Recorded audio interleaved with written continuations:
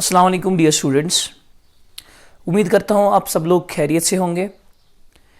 तो हमने जो टॉपिक स्टार्ट किया था दैट वाज कॉम्बिनेशन और सिलेक्शन। कॉम्बिनेशन क्या होता है कि it is defined as the selection of few objects out of given number of objects. यानी अगर आर एन ऑब्जेक्ट्स आपको दिए हैं या एन स्टूडेंट्स या एन अल्फाबेट्स आपको दिए होंगे या एन नंबर्स, उनमें से आपको आर नंबर सिलेक्ट करने, आर ऑब्जेक्ट सिलेक्ट करने हैं, then it is given by nCr. तो ये हमने देख लिया था एनसीआर, और एनसीआर किसके बराबर होता है? N factorial divided by n minus r factorial into r factorial. तो कुछ एग्जांपल्स हमने देखी थी, 2 क्वेश्चंस, और एक क्वेश्चन हम देखते हैं। क्वेश्चन है, in a cricket team of 13 players containing 4 bowlers find number of ways in which a team of 11 players can be selected such that there are exactly 2 bowlers। बिल्कुल इजी क्वेश्चन है। ऐसा ही question NCERT पे भी आप देखोगे, शायद same question होगा वहां पे। एक क्रिकेट टीम, हमारे पास टोटल प्लेयर्स दिए हैं 13 प्लेयर्स दिए हैं, ठीक है। वहीं से कहा कि 13 प्लेयर्स हमें दिए हैं जिनमें 4 बॉलिंग करते हैं, यानी 4 क्या है? बॉलर्स। तो बॉलर्स कितने हैं? 4, ये बॉलर्स है। और बैट्समैन कितने होंगे? एग्जैक्टली बैट्समैन फिर बाकी होंगे। हाँ, ऑलराउंडर का कुछ नहीं लिखा है, मींस कुछ 4 अगर बॉलर्स है तो बाकी बैट्समैन होंगे। तो वो बैट्समैन कितने हैं? 4 और 9 होंगे फिर बैट्समैन। अब इसने कहा है कि आपको 11 प्लेयर्स सिलेक्ट करने हैं। क्या करने हैं? 11 प्लेयर। अगर इतना ही क्वेश्चन होता कि 11 प्लेयर्स सिलेक्ट करने हैं तो हमारे पास 13 दिए हैं, 11 चाहिए, तो 13 से 11 आंसर आता। लेकिन इसने कहा है कि आपको 11 प्लेयर्स सिलेक्ट करने हैं, मगर उन प्लेयर्स में एग्जैक्टली 2 बॉलर्स होने चाहिए। क्या होने चाहिए? 2 बॉलर्स। तो आप ये देखोगे, पहले आपको 2 बॉलर्स सिलेक्ट करने हैं। आपके पास 13 प्लेयर्स दिए हैं ना, और आपको पता है कि ये 4 जो है वो बॉलर्स है। आप बोलोगे जरा उन 4 को आपको साइड में रखोगे, बोलोगे जरा आप 2 बॉलर्स इधर आ जाओ, कोई से भी 2। अब वो कौन से 2 आएंगे, उसके लिए सिलेक्शन है, या तो फर्स्ट सेकंड बॉलर, या सेकंड थर्ड, या थर्ड फोर्थ, या फर्स्ट फोर्थ, ठीक है। ऐसी बहुत सारे ऑप्शंस होंगे। तो उनके लिए क्या करना है? हमारे पास 4 में से क्या करने? Select 2 bowlers. 4 में से 2 बॉलर्स सिलेक्ट करने, क्योंकि 4 दिए हैं 2। बाकी बचे कितने प्लेयर्स जो बॉलर्स नहीं है, यानी नॉन बॉलर्स, वो कितने होंगे? वो 9 होंगे। तो उनमें से कितने लेने हैं? वो 9 है ना, यानी बैट्समैन कितने हैं? 9। तो इनमें से कितने चाहिए? अगर आपने 2 बॉलर सिलेक्ट किए, 11 की टीम होनी चाहिए, 2 तो सिलेक्ट हो गए, अब और कितने मुझे चाहिए? 9 चाहिए। तो यानी 9 में से 9 सिलेक्ट करना है। सो आंसर इस पैटर्न से आएगा। आंसर हम ऐसे लिखेंगे, पहले हम क्या करेंगे? पहले हम 4 बॉलर्स में से 2 बॉलर्स को सिलेक्ट करेंगे, और सिलेक्शन किस हिसाब से आएगा? 4C2। फिर जो बाकी 9 बैट्समैन हैं उनमें से 9 लेने हैं, सो वो कैसे आएगा? 9C9। और बीच में मल्टीप्लाई क्यों? क्योंकि दोनों चीजें सिलेक्ट करनी है। टोटल टीम 11 की होनी चाहिए, 9 और 2 हो गए 11। यहां आपने 2 प्लेयर्स को सिलेक्ट किया, वो बॉलर्स होंगे, और यहां आपने 9 बैट्समैन को सिलेक्ट किया, तो 9 और 2 हो गए 11। So what is 4C2? इसको सॉल्व कर लेते हैं। It will become 4 factorial divide by 4 minus 2, that is 2 factorial into 2 factorial. 9C9 क्या आ जाएगा? 9C9 आएगा ऊपर 9 फैक्टोरियल, नीचे 9 minus 9 0 factorial into this 9 factorial. 9 factorial cancel, 0 factorial होता है 1, सो ये हो गया 4 फैक्टोरियल कितना होता है? 24 है ना। 4 फैक्टोरियल 24 को डिवाइड करेंगे 4 तो आएगा 6। सो टोटल वेज है, कितने वेज है या कितने टीम्स हम बना सकते हैं, कितने तरीकों से हम 11 प्लेयर की टीम बना सकते हैं, वो 6 वेज। 6 आ जाएगा आंसर। तो आप ऐसे लिखेंगे, पहले आप लिखो, राइट डाउन, एक लाइन में आप लिखो, the number of ways in which 2 bowlers can be selected out of 4 is equal to 4C2। The number of ways in which remaining 9 players can be selected out of 9 batsmen is equal to 9C9। So total number of ways of selecting 11 players containing 2 bowlers is equal to 4C2 into 9C9। तो answer आ जाएगा 6। तो इसका answer 6 आएगा।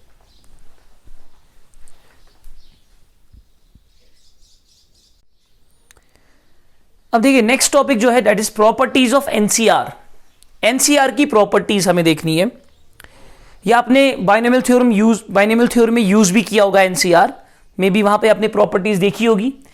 तो पहली property जो है NCR की, दैट इज NC0 अगर होगा, क्या होगा NC0, इसका मतलब क्या है कि n ऑब्जेक्ट्स में से कुछ नहीं सिलेक्ट करना, या फिर NCN होगा, इसका मतलब क्या है n अब ऑब्जेक्ट्स है उनमें से सारे सिलेक्ट करने हैं, n के n दोनों का वैल्यू सेम है और है बराबर 1, both are equal to 1, NC0 is equal to NCN is equal to 1। अब देखोगे कैसे प्रूफ इसका, हाउ सिंपली, अगर NC0 निकालना है तो हम कैसे करेंगे, हम इसको लिखेंगे ना ऊपर n फैक्टोरियल, नीचे क्या आएगा n minus 0 which is again n factorial into 0 factorial, n factorial cancel, 0 factorial is 1, so total answer 1 आएगा। सिमिलरली NCN आप देखोगे, NCN भी सॉल्व करो, वो भी क्या आ जाएगा, वो भी 1 आ जाएगा। This is first property.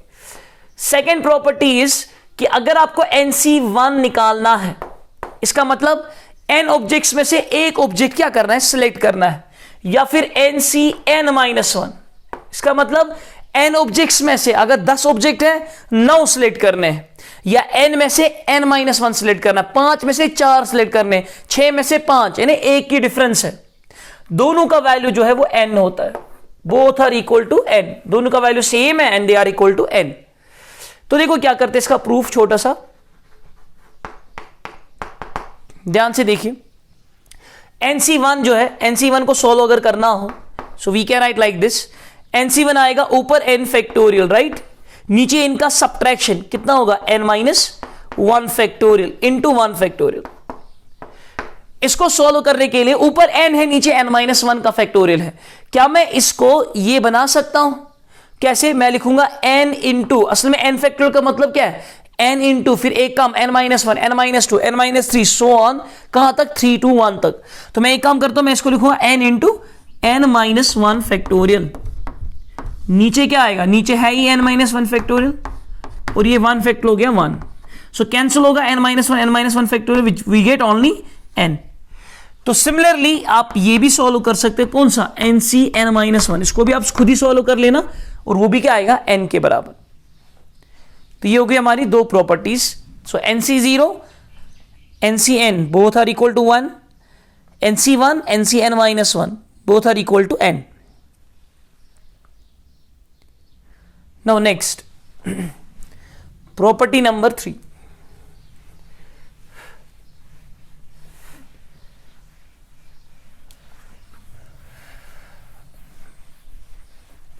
तो देखिए थर्ड प्रॉपर्टी क्या है, थर्ड प्रॉपर्टी है कि NCR का जो वैल्यू होता है, NCR का जो वैल्यू होता है वही NCN-R का वैल्यू होता है। NCR और NCN-R इज सेम। याद कैसे रहेगा, देखो NCR अगर कोई सिलेक्शन है, कोई कॉम्बिनेशन है NCR, इनका सब्ट्रैक्शन क्या आएगा, N और R का सब्ट्रैक्शन वो आएगा ना N-R। तो NCR का वही वैल्यू है जो NCN-R का वैल्यू है। एग्जाम्पल, अगर मैं 7C2 लिखूं, 7C2 का वैल्यू वही होगा जो 7C किसका होगा, इनका सब्ट्रैक्शन देखो 7 और 2 का 5 का वैल्यू, 7C2 का वही वैल्यू जो 7C 5 का वैल्यू। अच्छा, ये प्रॉपर्टी ये सॉल्व करने के लिए, देखने के लिए मैं आपको पहले एक शॉर्टकट दिखाता हूं। मे बी आपने कॉम्बिनेशन में बाइनोमियल थ्योरम में देखा होगा या नहीं देखा होगा, यहां देख लो शॉर्टकट किसका। अगर आपको कभी 7C2 सॉल्व करना है, हम फॉर्मूला क्या यूज करते हैं, हम लिखते हैं ऊपर 7 फैक्टोरियल, नीचे 7 - 2 factorial into 2 factorial, but we have a shortcut here. अब देखो नीचे क्या है, नीचे 2 है ना, तो नीचे आप 2 का फैक्टोरियल लिखो। अगर नीचे 2 है तो ऊपर 2 नंबर्स लिख लो, 7 × 6, यानी 7 फैक्टोरियल में जो 2 नंबर्स पहले आएंगे 7 और 6 वो लिखो, बस इजीली सॉल्व होगा। 2 और 6 की कैंसिल, ये 2 है ना, 2 फैक्टोरियल मींस 2, इसकी कैंसिलेशन आएगी 3 3 7 और 21, खत्म हो गया सॉल्व। अगर किसी को 6C3 सॉल्व करना है, नीचे 3 है ना, तो आप लिखोगे 3 फैक्टोरियल नीचे, ये अलग से मेंशन करना, ये shortcut to solve, shortcut for NCR को सॉल्व करने का शॉर्टकट। नीचे क्या लिखा, 3 फैक्टोरियल, तो ऊपर क्या लिखेंगे 6, राइट, 6 इंटू कितने नंबर्स लिखेंगे 3, क्योंकि ये 3 है, 6 × 5 × 4, तो 3 फैक्टोरियल होता है 6, 6 6 कैंसिल, 5 इंटू 4 इज 20। तो हमें क्या मिला, इसका डायरेक्टली आंसर मिल गया 20। तो जरा हम ये चेक करेंगे अब nCr nC n minus r के बराबर सच में है। देखो पहले हम 7c2 निकालेंगे। 7c2 मैंने क्या बताया, नीचे 2 का फैक्टोरियल दैट इज 2, ऊपर लिखना है 2 नंबर 7 इंटू 6, सो आएगा 2 6 3r, सो इट इज 21। अब जरा 7c5 सोल्व करते हैं। 7c5 का मतलब नीचे क्या 5 फैक्टोरियल, ऊपर क्या लिखना है 5 नंबर 7 इंटू 6 इंटू 5 इंटू 4 इंटू 3, 5 नंबर्स, ठीक है ना। तो जरा मैं इसको सॉल्व करूंगा। 5 फैक्टोरियल है क्या actually, it is 5 into 4 into 3 into 2, ये और ये कैंसिल होगा, सो 2 1r 2 3r आ गया ना, ये भी 21। तो क्या लिख सकते हैं, therefore 7c5 is same as 7c2। अगर आपको कभी क्वेश्चन में होगा ऐसा, आपको कभी क्वेश्चन में 7c5 निकालना होगा, आप कभी 7c5 नहीं निकालेंगे। डोंट कैलकुलेट 7c5, क्योंकि उसमें टाइम लगता है। देखो 5 नंबर्स लिखने हैं शॉर्टकट से, तो बेटर क्या है 7c5 अगर सॉल्व करना है तो आप 7c2 कर लो, और 7c2 में क्या करना है, नीचे 2 और ऊपर 2, खत्म। इसी तरह और एक एग्जांपल मैं दिखाता हूं, ये शॉर्टकट लिख लेना, ये प्रॉपर्टी लिख लेना, उसके बाद वो शॉर्टकट।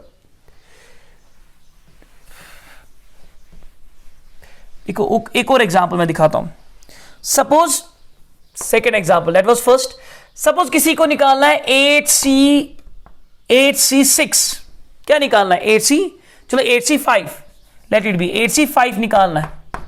मगर मैं 8c5 निकालने के लिए क्या करूं, इसमें बहुत टाइम लगेगा, नीचे 5 फैक्टोरियल ऊपर 5 नंबर्स लिखने हैं शॉर्टकट के हिसाब से। तो मैं क्या करता हूं, मैं 8c5 का वैल्यू लिखूंगा it is same as 8c3, फिर सॉल्व कर लूंगा। और सॉल्व कैसे करेंगे, नीचे 3 का फैक्टोरियल वो 6 होता है, ऊपर 3 नंबर्स 8 इंटू 7 इंटू 6, 6 6 कैंसिल, 8 7 आर 56। तो कितना इजीली सॉल्व हो गया है ना, इजीली सॉल्व हो गया। थर्ड एग्जांपल, अगर हमें निकालना है 10c4, क्या निकालना है 10c4 या 10c, let it be 10c8 निकालना है, तो ये ज्यादा बड़ा हो जाएगा। हम 10c8 को क्या लिख सकते हैं, it is same as 10c, इनका सब्ट्रैक्शन देखो 10 - 8 2, सो 10c8 is same as 10c2। तो इसको सोल्व करने का तरीका, नीचे 2 का फैक्टोरियल ऊपर 2 नंबर्स 10 इंटू 9, सो 2 और 10 की कैंसिलेशन 5 5 9 आर 45 आएगा आंसर। तो ये तरीका है एनसीआर को जल्दी से सोल्व करने का। तो प्रॉपर्टी नंबर 3 हो गए। नाउ फोर्थ प्रॉपर्टी,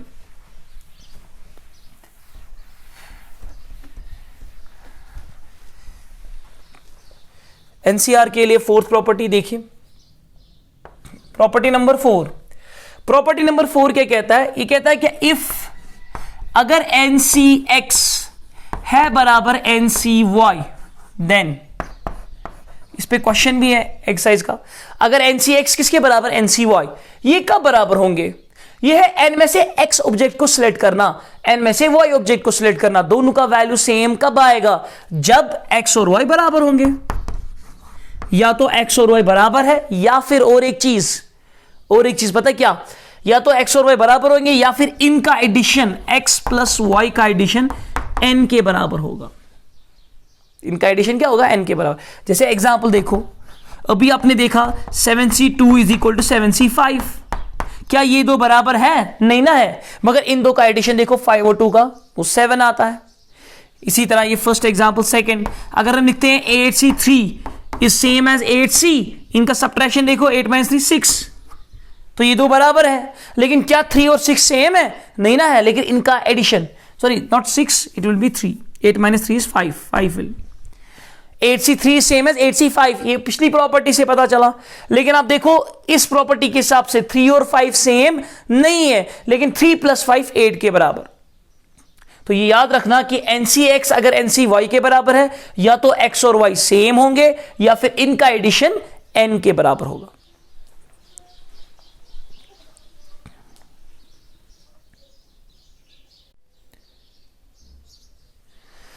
अब देखो next question, very very important question है, काफी इंपॉर्टेंट, इसमें बहुत सारे कंसेप्ट्स क्लियर हो जाएंगे आपको। This is an important question. ये मैं एडिशनल क्वेश्चन ही अभी दिखा रहा हूं, अभी हम टेक्स्ट बुक एक्सरसाइज के क्वेश्चंस पे नहीं आए।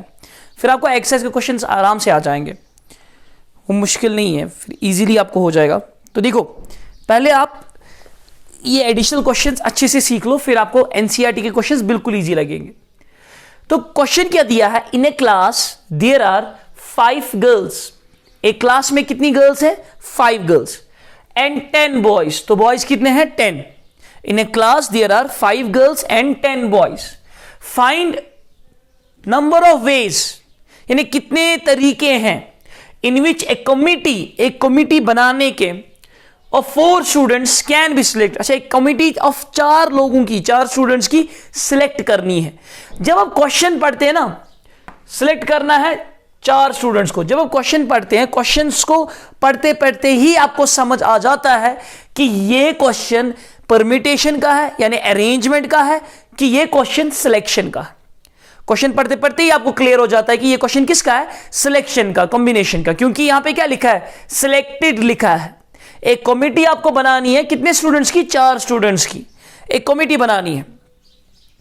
फिर लेकिन कंडीशन लिखा है इफ, पहला पार्ट इसका देयर इज नो कंडीशन, पहले पार्ट में कोई कंडीशन नहीं कि आपको 4 स्टूडेंट्स लेने हैं सिंपली, चाहे वो गर्ल हो बॉय हो, कुछ नहीं कह रहा है। कभी ऐसा भी हो सकता है वो चारों के चारों बॉय होंगे, या वो चारों के चारों गर्ल्स होंगे, या 2 गर्ल्स 2 बॉयज, या 1 गर्ल 3 बॉयज, या 1 बॉय 3 गर्ल्स, है बहुत सारी कॉम्बिनेशन बनेगी। तो जब कंडीशन ना हो तो आप हमेशा यही करेंगे टोटल में से कितने चाहिए, टोटल कितने स्टूडेंट्स हैं, 5 और 10 15।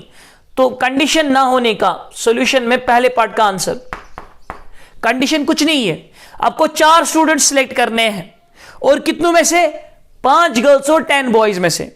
यहां मत लिखा है कि गर्ल्स कितनी चाहिए, अगर गर्ल्स लिखा होता कितनी चाहिए फिर आप पहले 5 गर्ल्स में से वो गर्ल्स सिलेक्ट करते, लेकिन यहां नहीं लिखा है, यहां आपको 4 स्टूडेंट्स कुछ भी लेने हैं। तो आप क्या करेंगे, टोटल स्टूडेंट्स कितने हैं 15, तो आप देखेंगे टोटल कितने हैं 15, उनमें से 4 को सिलेक्ट करेंगे। So answer will be 15C4, ये आ जाएगा आंसर। ये आप कैलकुलेट कर सकते हैं, है ना, इजीली। क्या करना है, नीचे 4 का फैक्टोरियल होता है 24, ऊपर 4 नंबर्स 15 इंटू 14 इंटू 13 इंटू 12, तो ये आप कैलकुलेट कर लेना। यानी जब कोई कंडीशन ना हो तो सिंपली टोटल में से जितने चाहिए वो सिलेक्ट करने हैं। लेकिन अब सेकंड पार्ट कंडीशन कह रहा है, कंडीशन कह रहा है कि देयर आर एग्जैक्टली 2 गर्ल्स, कि जो आप 4 स्टूडेंट्स सिलेक्ट कर रहे हो ना, उन 4 सिलेक्टेड स्टूडेंट्स कमिटी में आपको 2 गर्ल्स चाहिए। तो बन गई ना गर्ल्स के लिए अलग सिलेक्शन, कि मतलब गर्ल्स को पहले लेना है। तो आप पता क्या करोगे, आप देखोगे गर्ल्स कितनी है 5, आप जरा स्टूडेंट्स है कमिटी है, एक स्टूडेंट्स आपके पास 15 है, तो आपने देखा उसमें से 5 गर्ल्स है, आप क्या करोगे, बॉयज को रहने दोगे, आप पहले 5 गर्ल्स में से 2 लोगे, है ना। 5 गर्ल्स में से आप पहले क्या करेंगे, 2 गर्ल्स को सिलेक्ट करेंगे, हाँ जी जरा 2 गर्ल्स इधर आ जाओ। फिर कितने बॉयज चाहिए होंगे, टोटल चाहिए 4 स्टूडेंट्स, इसका मतलब 2 गर्ल्स तो आ गई, अब जो बाकी बॉयज है उनमें से 2 बॉयज लेंगे। तो बताइए 2 गर्ल्स सिलेक्ट करने का तरीका क्या है, कितने वेज है 2 गर्ल्स को सिलेक्ट करने के। उसके लिए क्या देखना होता है, उसके लिए देखना होता है कितने गर्ल्स, 5, लेने कितने हैं 2, सो आई विल राइट 5C2। बिल्कुल आसान। जब मैं ये चैप्टर एग्जैक्ट मुझे याद है, ये क्वेश्चन जब मैं करा रहा था, कब, राजबाग में जब करा रहा था, वहां बहुत काफी अच्छे स्टूडेंट्स हैं, और वो मुझे वहीं से बोलते थे सर इसका आएगा 5C2। अभी मैं क्वेश्चन समझा ही रहा था, वो मुझे आंसर देते थे, they are giving me the answers. तो क्या आएगा 5C2। एंड आई होप कि आप लोग भी ऐसे ही होंगे, आप घर पे, मतलब मैं भी समझा ही रहा होगा, आपने वहां से सॉल्व भी किया होगा, दैट्स गुड। तो 5C2, 5 गर्ल्स में से क्या किया आपने, 2 गर्ल्स को सिलेक्ट, लेकिन यहां से 10 बॉयज है। अब और कितने स्टूडेंट चाहिए, 2 तो आ गए, अब और 2 चाहिए, और वो 2 कौन से होंगे, वो मत गर्ल्स होंगे, वो बॉयज होने चाहिए, क्योंकि 2 गर्ल्स चाहिए थे, इसने कहा था एग्जैक्टली 2 गर्ल्स, वो तो मिल गया। अब आपको क्या चाहिए, अब आपको सारे के सारे 2 बॉयज चाहिए आपको, और वो 2 बॉयज कैसे सिलेक्ट होंगे, टोटल बॉयज 10 है, उनमें से 2 को सिलेक्ट करना है। तो 5C2 अगर सॉल्व करेंगे, ये आएगा ना 5 इंटू, हाँ जी मैं आप डायरेक्टली लिखूंगा, 5C2 कितना आएगा, ये आएगा, ऊपर आएगा 5 इंटू 4 डिवाइड बाई 2, है ना, ऊपर 2 नंबर्स नीचे 2 का फैक्टोरियल, तो हो गया 10। सो 10 इंटू 10C2 कितना आएगा, 10 इंटू 9 डिवाइड बाई 2, तो 5C2 आएगा 10 इंटू, ये आएगा 10 into 9 divide by 2 which is 5 9 45, तो टोटल आंसर आएगा 450।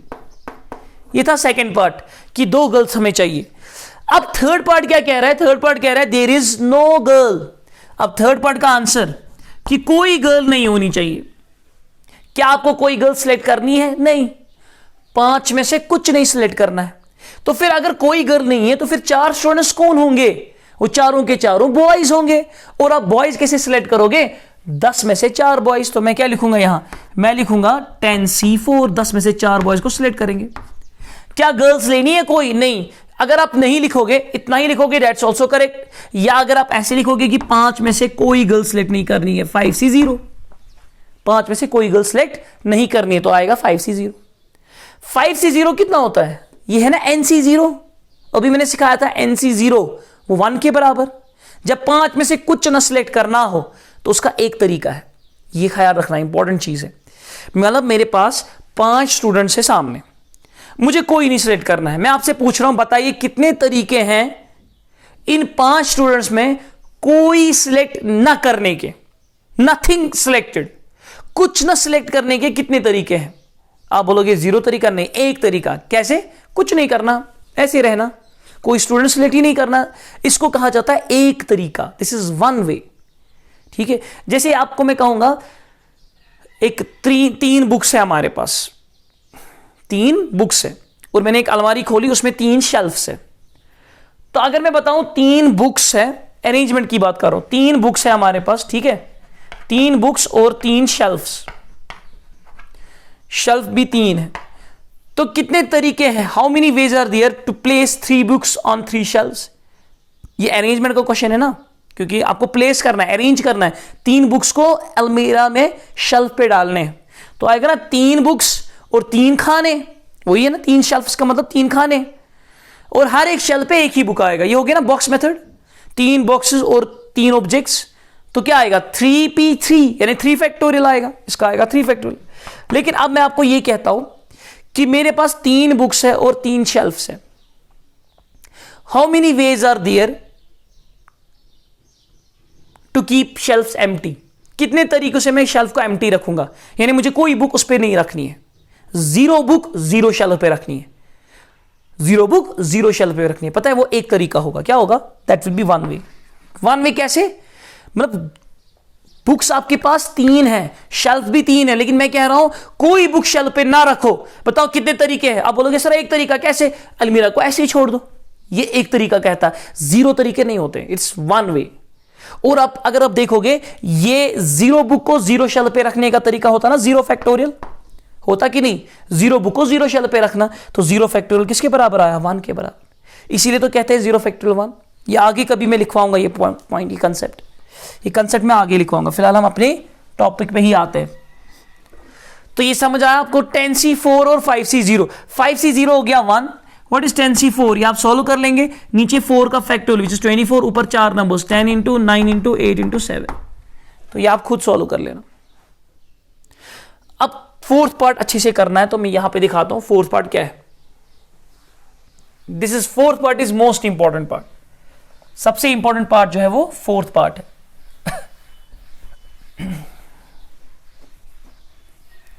पता है ये कंसेप्ट जो है ना, ये सिलेक्शन आप फिर यूज करते हैं प्रोबेबिलिटी में भी।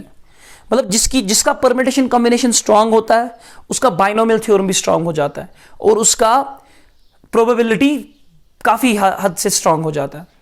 सारा ये तीनों चैप्टर्स इंटर रिलेटेड है, परम्यूटेशन कॉम्बिनेशन, बाइनोमियल थ्योरम और कौन सा? प्रोबेबिलिटी। पहले परम्यूटेशन कॉम्बिनेशन पढ़ना चाहिए, फिर बाइनोमियल थ्योरम, फिर प्रोबेबिलिटी। अब कोई नहीं, आप लोगों ने पहले बाइनोमियल थ्योरम पढ़ा है, दैट्स ओके। तो यहां लिखा है देयर इज एटलीस्ट 1 गर्ल। कितनी गर्ल चाहिए? एटलीस्ट 1 गर्ल, एक गर्ल चाहिए कम से कम। तो ये एटलीस्ट 1 का मतलब क्या है मैं यहां पे समझाता हूं। जब लिखा होगा ना कभी एटलीस्ट 2, चलो 2 पे शुरू करते हैं। एटलीस्ट 2 का मतलब क्या है? इसका मतलब हो गया ना कम से कम दो चीजें। कम से कम 2 मतलब या तो 2 होंगी या 2 से ज्यादा, 2 से कम मत हो सकती है। एटलीस्ट 2 मींस 2 से कम नहीं हो सकता। That means can I right this is actually greater और इक्वल टू 2। ये नोट लिखना अलग से, ये काम आएगा प्रोबेबिलिटी में भी और इसमें भी, परम्यूटेशन कॉम्बिनेशन में। एटलीस्ट 2 का मतलब हुआ ग्रेटर और equal to 2, this first point.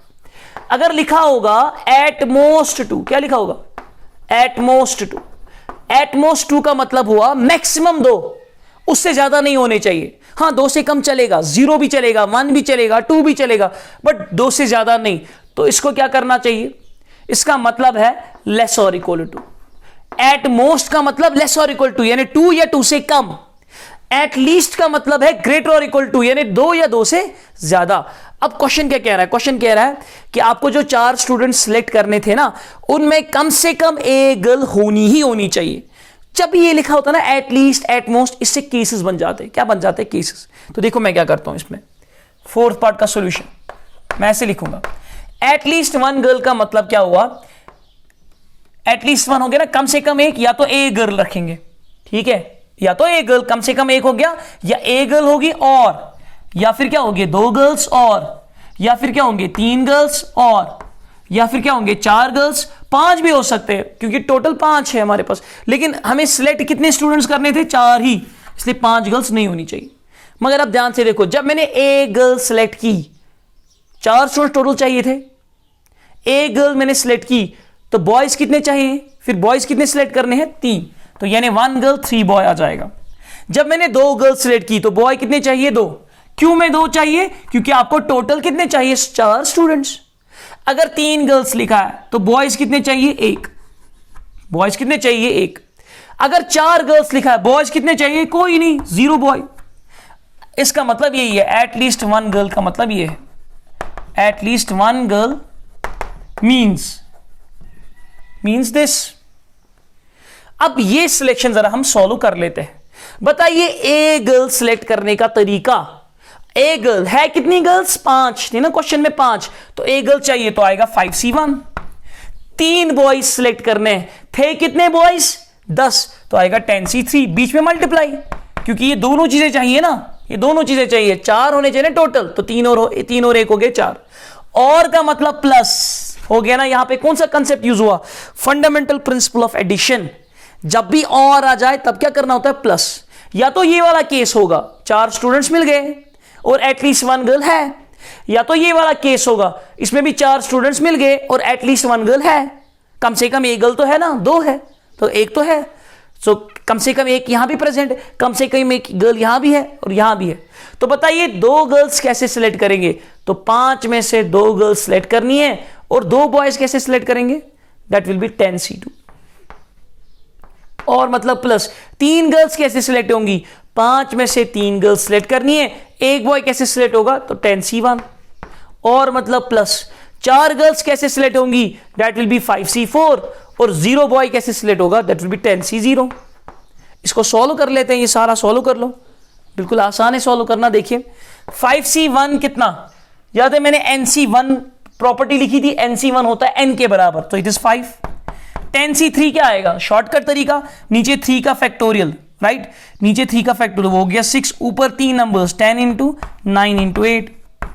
5C2 का वैल्यू 5C2 आएगा ना, ऊपर 2 नंबर्स आएंगे 5 इंटू 4, नीचे 2, तो आएगा 10।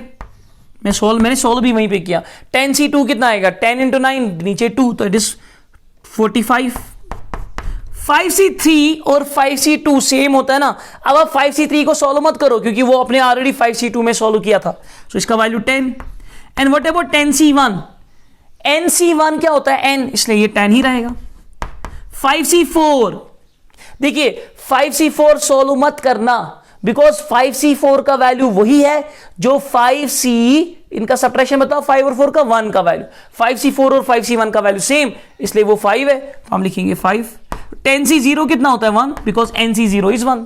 तो अब ये सॉल्व आप आराम से कर सकते हो, ठीक है, ये आप आराम से सॉल्व कर लेना, ये नोट लिखना अलग से। और इसमें मैं एक और पार्ट ऐड करता हूं, 5th पार्ट, वो आप खुद करेंगे, दैट्स होमवर्क टू यू। कि कंडीशन है देयर आर एट मोस्ट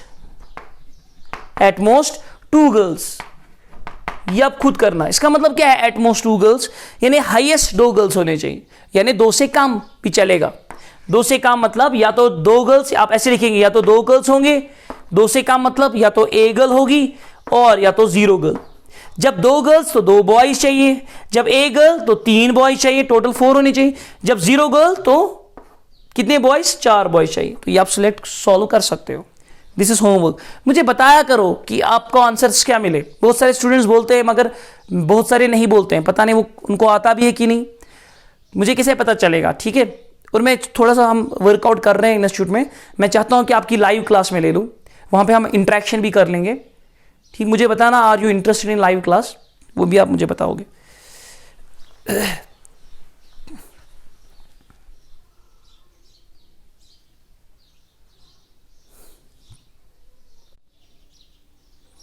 देखिए ये जो क्वेश्चन है ये आप खुद कर लेना, बिल्कुल आसान क्वेश्चन है। एक क्रिकेट टीम, फिर से वही क्वेश्चन है क्रिकेट टीम का ही, 13 प्लेयर्स है जिसमें 4 बॉलर्स है, और एक क्या पूछ रहा है, इन हाउ मेनी वेज, कितने तरीकों से हम 11 प्लेयर की टीम हम बना सकते हैं। व्हेन देयर आर, जब क्या होंगे, एटलीस्ट 2 बॉलर्स। एटलीस्ट 2 का मतलब क्या होता है, ग्रेटर और इक्वल टू, यानी 2 बॉलर्स, 3 बॉलर्स या 4 बॉलर्स। उसके बाद एटलीस्ट 3 लिखा है, एटलीस्ट 3 का मतलब क्या हुआ, ग्रेटर और इक्वल टू 3, यानी 3 बॉलर्स या 4 बॉलर्स। तो ये आप खुद कर लेना, मुझे इसका आंसर भेजना कि इसका सॉल्यूशन आपको क्या आ गया।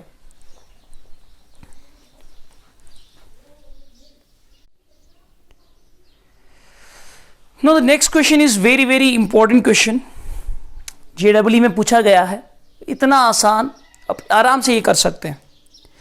मैं आपको क्वेश्चन समझाता हूं। कह रहा है कि एक मैन है, इसके 7 रिलेटिव्स हैं। एक मैन के कितने रिलेटिव्स है, 7 रिलेटिव्स, जिनमें 4 लेडीज है और 3 आर जेंट्स। यानी जो मैन है इसके पास 7 रिलेटिव्स है जिनमें 4 लेडीज है और 3 क्या है, जेंट्स। 4 ladies 3 gents. अच्छा, हिज वाइफ, जो उसकी वाइफ है उस मैन की, उसके पास भी 7 रिलेटिव्स है। उसके पास भी क्या है, 7 रिलेटिव्स। तो 7 रिलेटिव्स में in which 3 are ladies, 7 relatives है जिसमें 3 क्या है, लेडीज है, और 4 are gents, right. 3 are ladies and 4 are gents. उसके पास 4 लेडीज 3 जेंट्स है, लेकिन इसके पास 3 लेडीज 4 जेंट्स। हस्बैंड के भी 7 रिलेटिव, वाइफ के भी 7 रिलेटिव, लेकिन हस्बैंड के लिए 4 लेडीज 3 जेंट्स प्रेजेंट है उसके रिलेटिव्स में, और वाइफ के लिए क्या है, 3 लेडीज 4 जेंट्स। अब क्वेश्चन पूछ रहा है कि in how many veg they can call 3 ladies and 3 gents at dinner. अब इनको अपने अपने रिलेटिव्स को बुलाना है, इनको 3 लेडीज और 3 जेंट्स को बुलाना है इस पे, डिनर पे। ठीक है, 3 लेडीज और 3 जेंट्स को कहां बुलाना है, डिनर पे। When 3 relatives are from man and man side and 3 relatives are from wife side, मतलब ये इक्वल है। मैन कह रहा है भाई मेरी तरफ से 3 रिलेटिव्स होंगे, वाइफ कह रही है मेरी तरफ से भी 3 रिलेटिव्स हैं, मगर इन्होंने डिनर ऐसा इंतजाम किया है कि डिनर में ये चाहते हैं 3 लेडीज और 3 जेंट्स हो। मे बी सेपरेट टेबल होगा, 3 लेडीज अलग होंगी और 3 जेंट्स अलग होंगी सेपरेटली। ठीक है, हंसने की जरूरत नहीं है, मुझे पता है you are laughing for that. So इसमें बिल्कुल आसान क्वेश्चन है। इसमें क्या है कि मैन कह रहा है मेरी तरफ से 3 रिलेटिव्स होने चाहिए, और वाइफ कह रही है मेरी तरफ से भी 3 रिलेटिव्स होने चाहिए, और मैन के साइड से जो 3 रिलेटिव्स हैं वो नहीं पता कौन से।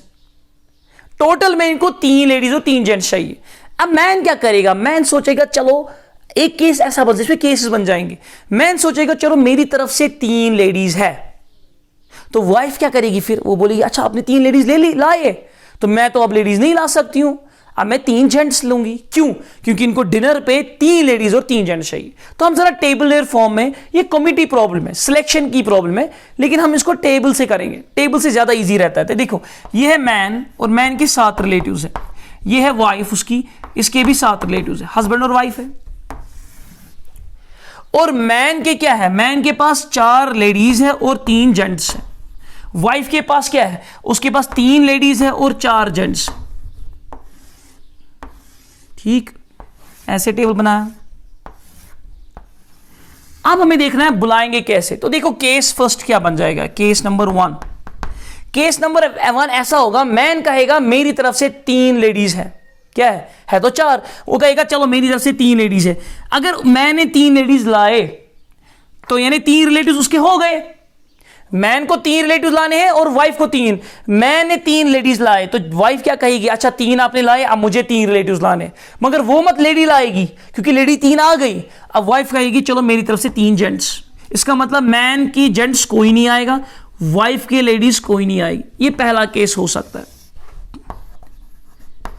दूसरा केस ये होगा, मैन कहेगा नहीं लेडीज नहीं, मेरी तरफ से 3 जेंट्स है, तो 3 जेंट्स मैन की तरफ से, यानी वो लेडीज को ही नहीं ला सकता, क्योंकि अब 3 जेंट्स अगर इसने लाए तो वाइफ को क्या करना है, उसको भी 3 रिलेटिव लाने हैं, लेकिन इसे जेंट्स लाए तो वो लेडी लाएगी, तो यानी 0 3 3 0 आ जाएगा ऑप्शन। तीसरा केस भी बन सकता है। So what will be third case? Third case क्या होगा? अब मैन कहेगा नहीं मैं क्यों सारे के सारे लेडीज लाऊं, सारे के सारे जेंट्स लाऊं, कुछ लेडी कुछ जेंट्स लाता हूं। तो वो कहेगा चलो मेरी तरफ से 2 लेडीज 1 जेंट्स, हो गए ना 3 रिलेटिव इसके, 2 लेडीज 1 जेंट्स। अब इसने 2 लेडीज लाए, वाइफ को 2 लेडी ला सकती है? नहीं, वाइफ को कितनी लानी है? 1 ही लेडी, क्योंकि डिनर में टोटल 3 लेडी होनी चाहिए। 2 लेडीज, तो वाइफ कहेगी चलो मेरी तरफ से 1 लेडी और 2 जेंट्स। 2 जेंट्स क्यों? क्योंकि यहां 1 जेंट आ गया। और एक केस बन सकता है लास्ट, केस नंबर 4। तो केस नंबर 4 क्या होगा? इसी का उल्टा, कि ये कहेगा 1 लेडी 2 जेंट्स, तो ये कहेगी 2 लेडी 1 जेंट्स। ये आपके पास 4 केसेस होंगे। ये समझ आया? Clear? I hope you are getting my point. अब हम इसको सॉल्व करते हैं यहां से। ये तो मैंने टेबल बनाया, मेरे पास 4 केसेस बन रहे हैं। अब मैं इनको सॉल्व करता हूं, सॉल्व मतलब सिलेक्शन करता हूं। तो पहले केस के लिए आंसर क्या होगा? पहले केस में कहता है कि मैन ने 3 लेडीज लाए 4 जेंट्स लेडीज में से, तो 4 में से उसने कौन सी 3 लाए, उसके लिए सिलेक्शन आएगी। 4 लेडीज है, मैन की तरफ से रिलेटिव्स में 4 लेडीज है, उसको 3 लेडीज चाहिए, वो कैसे लाएगा? सिलेक्शन। तो 4C3 आएगा, इट विल बी 4C3। ठीक है, 4C3। और जेंट्स कितने लाए? कोई नहीं, तो दैट मींस 3C0, 3 जेंट्स में से कोई नहीं। तो बीच में क्या करना है? मल्टीप्लाई, क्योंकि ये दोनों इकट्ठे हो रहे हैं। अच्छा, इसके साथ ये भी तो हो रहा है, वाइफ 3 लेडीज में से 0 लेडी ला रही है, तो मतलब 3C0, 3C0। और जेंट्स में से वो 3 जेंट्स ला रही है, 4C3। और ये सारे मल्टीप्लाई क्यों होंगे? क्योंकि ये भी होना है, ये भी होना है, ये भी होना है, ये भी होना है, एक ही साथ। केस 1 यही है। अब और या तो केस 1 होगा या फिर केस 2 से हो जाएगा। और का मतलब प्लस, यहां पे आप प्लस करेंगे। अब बताइए केस 2 के हिसाब से क्या चलेंगे? वो आएगा ना 4C0, 4 में से कुछ नहीं सिलेक्ट करना, 4C0 3C3। ठीक है, क्या लिखूं मैं? 4C0 3C3, बीच में मल्टीप्लाई, और 3C3 4C0, तो 3C3 4C0, यही होगा ना। ये हो गया सेकंड केस। और मतलब प्लस। आप थर्ड केस लेते हैं। थर्ड केस क्या है? 4 लेडी में से 2 सिलेक्ट करना, तो 4C2 3C1, तो मैं लिखूंगा 4C2 3C1 इनटू, और एक चीज वाइफ साइड से भी 3C1 4C2, 3C1 4C2, बीच में ये मल्टीप्लाई है। अब लास्ट केस कहता है 1 लेडी, 4 में से 1, 3 में से 2, तो 4C1 3C2, क्योंकि आप सिलेक्ट कर रहे हो ना, आप सिलेक्ट कर रहे हो 4 में से कौन सी वाली लेडीज ने लाई, उसके तरीके क्या है? 4C1 फिर 3C2, सो 4C1 3C2। आराम से समझ के सोचना अच्छे से मैं क्या कर रहा हूं। 4C1 3C2, then 3C2 4C1, again it is 3C2 4C1। NCERT के क्वेश्चन हम करेंगे आगे, डोंट वरी। कुछ स्टूडेंट्स सिर्फ एनसीईआरटी चाहते हैं, वो जेडब्ल्यू नहीं चाहते, बट आप समझ लो, मतलब जेडब्ल्यू के क्वेश्चंस इंपॉर्टेंट है, तभी तो आपका एंट्रेंस क्वालिफाई हो जाएगा। अक्सर स्टूडेंट्स कहते हैं कि सर मैथ्स के क्वेश्चन आते ही नहीं है, जेई के अटेम्प्ट ही नहीं कर पाते हैं। क्यों? पता रीजन क्या है? उन्होंने 11th-12th में जेई लेवल टच नहीं की होती है, वो सिर्फ एनसीईआरटी पे होते हैं। मेरा पता क्या मानना है, पिछले 8 साल से मैं पढ़ा रहा हूं, मेरा ये मानना है कि जहां पे एनसीईआरटी खत्म हो जाती है, एनसीईआरटी हम क्लोज कर जाते हैं, वहीं से जेडब्ल्यू शुरू हो जाता है। ठीक है, तो ये हम सॉल्व कर लेते हैं।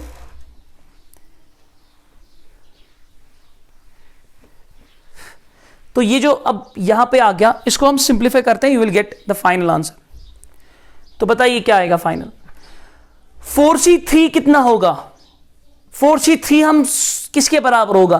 क्या 4C3 में सॉल्व करूं? नहीं, मैं क्या करूं? 4C1 क्योंकि 4C3 का वैल्यू वही है जो 4C1 का है, और 4C1 कितना होता है? वो 4 होता है, सो आई कैन राइट 4। 3C0 यानी NC0 वो 1 होता है, तो we can write 1। 3C0 that's also 1। 4C3 वो आएगा 4 प्लस, चलिए 4C0 NC0 क्या होता है? 1, ये प्रॉपर्टी में पढ़ा था, इट इज 1 इनटू, ये मैं अलग से ले लेता हूं, 3C3 NCN क्या होता है प्रॉपर्टी में? NC0 और NCN दोनों का वैल्यू 1, यानी 3C3 भी 1 है, into 3C3 again 1, 4C0 1, then plus 4C2 क्या आएगा? अच्छा ये सॉल्व करना है। 4C2 हो गया, नीचे 2 फैक्टर, ऊपर 2 नंबर्स, 4 into 3 बन गया 12/2 which is 6। And what is 3C1? NC1 क्या होता है? N, वो याद रखना, वो प्रॉपर्टीज अच्छे इंपॉर्टेंट है, वो याद रखिएगा आप। 3C1 3, इसे इजीली सॉल्व हो जाते फिर combination. 3C1 again 3, 4C2 that will be 6, then plus, अब ये लास्ट 4C1 NC1 यानी 4, 3C2 कितना आएगा? 3C2 ऊपर 3 का ऊपर 3 2 नंबर्स, 3 into 2 नीचे 2, 2 2 कैंसिल, दैट विल बी 3, तो 3C2 is 3, again 3C2 is 3, 4C1 लिखा है दैट इज 4। तो सॉल्व करते हैं, 4 4 आर 16 प्लस ये 1, ये आएगा 3 3 आर 9, 6 6 आर 36, 3 3 आर 9, 36 into 9 कितना हो रहा है? 9 6 आर 54, 9 3 आर 27, 27 और 5 हो गया 32, 324 and last 4 3 are 12, 4 3 are 12, 12 into 12 is 144। तो 144 और 324 कितना होगा? 4 4 8 6 4 4 468, यहां पे गलत हुआ शायद। 9 6 आर 54, 9 3 आर 27, 27 28 29 30 31 32, ठीक है।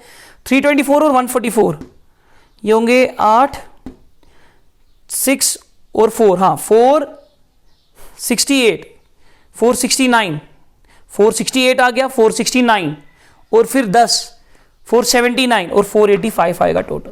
दैट इज आंसर, यही ऑप्शन था उसमें 485, ठीक है। तो ये आप अच्छे से आप रिवाइज कर लेना, आज जितने भी मैं क्वेश्चंस कराता हूं ना यहाँ पे, वो आप रफ में एक और बार खुद भी ट्राई किया करो, तभी आपको परम्यूटेशन कॉम्बिनेशन स्ट्रांग हो जाएगा।